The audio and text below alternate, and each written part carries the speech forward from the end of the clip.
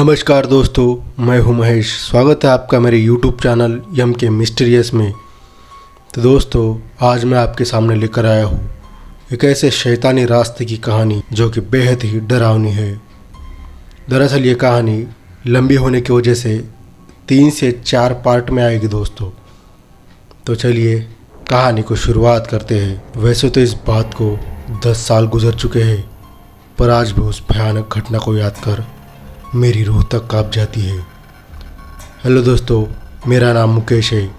ये बात उस समय की है जब मैं कॉलेज के पहले साल में पढ़ाई किया करता था। दिवाली से पहले ही हमारे पहले सेमेस्टर की परीक्षा हो गई थी, इसलिए हमें उस दिन 25 दिनों का वेकेशन मिला था। दिवाली आने को अभी 3 दिन बाकी थे। मुझे शांत जगहों पर जाना अच्छा लगता था, पर मेरी पढ़ाई के चलते मैं व्यस्त रहता था। पर इस बार मैंने सोच लिया था कि मैं अपने मामा के गांव जाऊंगा। मैं 3 साल से वहां नहीं गया था, पर इस बार मैंने पक्का जाने का मन बना लिया था। पापा काम में व्यस्त होने की वजह से वहां जाने से मना कर रहे थे, तो माँ ने भी जाने से मना कर दिया। अब मुझे अकेले ही जाना था। पापा ने रेल रिजर्वेशन टिकट करवा दी थी। रेल का सफ़र तब और भी बेहतरीन होने जाता है जब आप अपने गाँव जाने निकलो। शहर के शोर शराबे से दूर अगर हमें कहीं सुकून चाहिए तो वो सिर्फ हमें गांव ही देता है।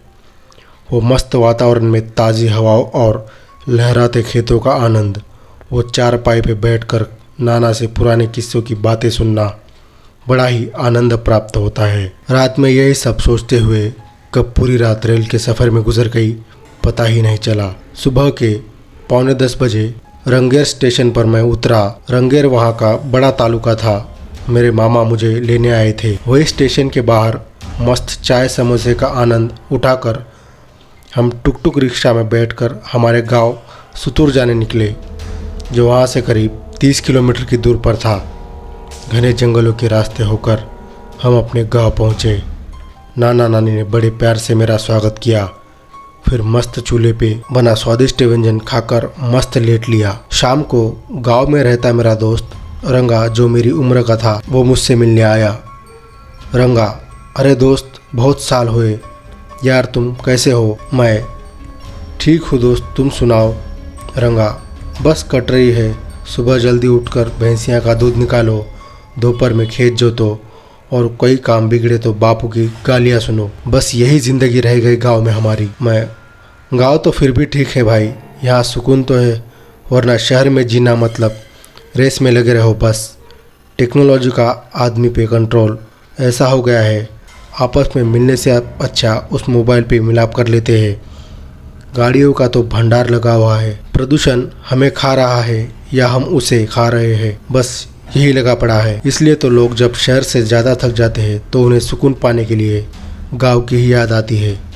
जैसे हम भी आ गए। रंगा, हाँ दोस्त, यहाँ बड़ा सुकून मिलता है, पर समस्याएं तो यहाँ भी है। बेचारा किसान खेत में मेहनत कर कर के थक जाता है। बारिश की बूंद तक सही समय पर नहीं गिरती। बिजली तो ऐसे जाती है मानो हमारे लिए तो उसका अस्तित्व ही ना के बराबर है। मैं, सही है दोस्त, बस यही आस है ना एक दिन ये सब बदलेगा ज़रूर। तभी उनके सामने से लखिया की बेटी मोहिनी अपने घर की तरफ जा रही थी। रंगा, आय हाय मेरी दुल्हनिया, कहाँ जा रही हो?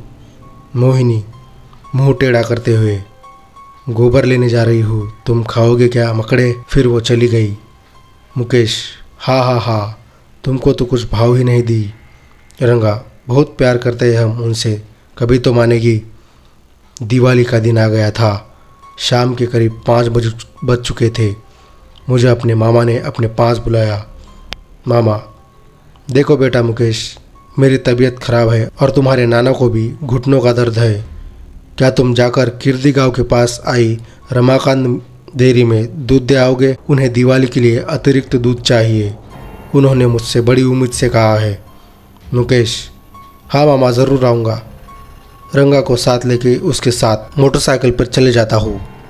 कुछ देर बाद दोनों दूध के कैन लिए मोटरसाइकिल पर बैठ किर्दी गांव के लिए निकले, जो वहाँ से करीब 20 किलोमीटर की दूरी पर था। रमाकांत डेयरी में दूध देने के बाद वो करीब 6:30 बजे हम वापस आने के लिए निकले ही थे कि हमारी मोटरसाइकिल ख़राब हो गई। उसकी ख़राब दूर करते हुए मैकेनिक को 8 बज गए। रात हो गई थी। मुकेश यानी कि मैं, यार इस मोटरसाइकिल की वजह से हमें देर हो गई। दिवाली की रात के आधे मज़े इसने ही ख़राब कर दिए। अब वापस जाते हुए भी देर हो जाएगी। तभी मुकेश ने अपना मोबाइल निकाला और मैप पर जल्दी पहुंचने का दूसरा रास्ता खोजने लगा। तभी वो बोला, मुकेश, अबे डुबडुक रंगा, एक और शॉर्टकट रास्ता भी तो है, तूने बोला क्यों नहीं? देख मैंने ढूंढ लिया, वहीं से चलते हैं। रंगा, नहीं यार, वो मुझे भी पता है, पर हम उस रास्ते से नहीं जा सकते। वो रास्ता भूतिया है।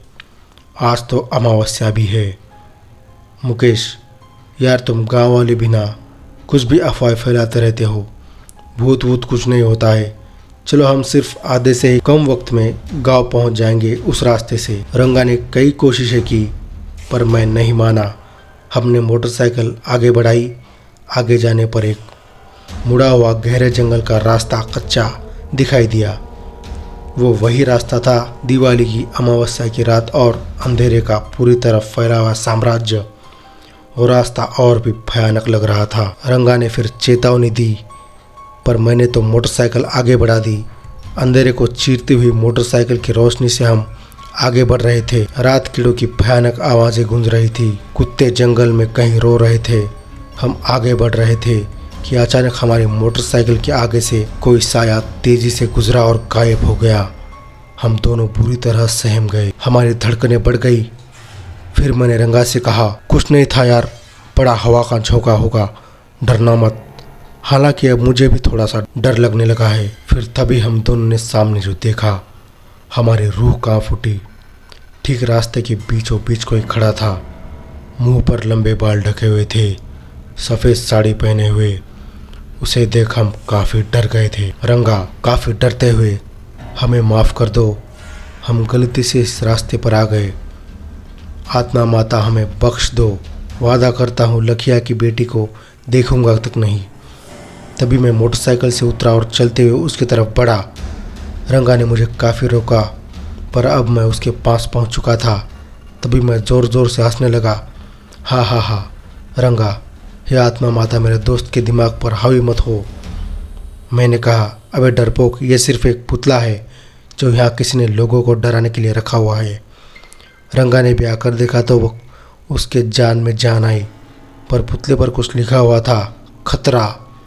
मैंने उस पुतले को उठाकर दूर फेंक दिया और फिर हम आगे बढ़ गए। दोस्तों इसके आगे का पार्ट अगले एपिसोड में बताऊंगा। दोस्तों अगर ये कहानी आपको पसंद आ रही है तो चैनल को सब्सक्राइब कीजिए, लाइक कीजिए, शेयर कीजिए अपने दोस्तों के साथ में। दोस्तों आगे की जो कहानी है बहुत ही खतरनाक और मज़ेदार होने वाली है। अगर आप हमारे चैनल पर नए आए हैं तो चैनल को सब्सक्राइब कीजिए, लाइक कीजिए, शेयर कीजिए अपने दोस्तों के साथ में, यानी कि जब भी हम अपनी पहली वीडियो अपलोड करेंगे तब नोटिफिकेशन के माध्यम से आप तक ज़रूर पहुंच जाएगी। तो दोस्तों इसके आगे की कहानी अगले पार्ट में बताऊंगा।